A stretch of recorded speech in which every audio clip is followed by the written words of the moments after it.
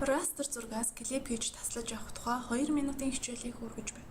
Жишээ болгож баруун уртын 200 мянганы зураг болон хил хязгаарыг ашигласан болно.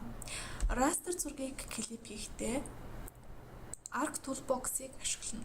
Arc Toolbox-оос Data Management Tools, Raster Processing, Clip гэсэн сонголтыг хийнэ.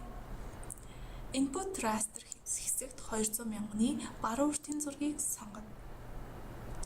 Output Extend хэсэгт 200 мянганы зургаас таслаж авах гэж байгаа өөрийн зорилгод нийцсэн баруун уртын хил хязгаарыг сонгоно. Use Input Features for Clipping Geometry-г чеклэнэ.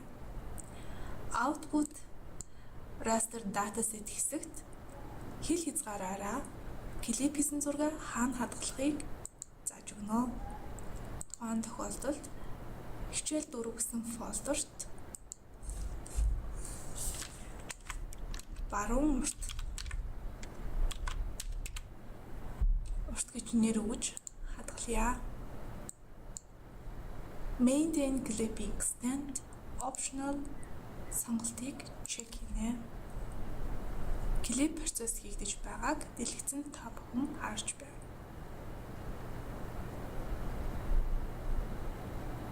Клип процесс маань дуслаа.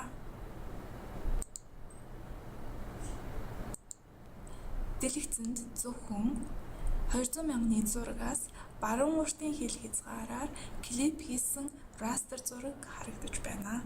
Энэ удаагийн хичээлээр растер зургаас клип хийж сурлаа.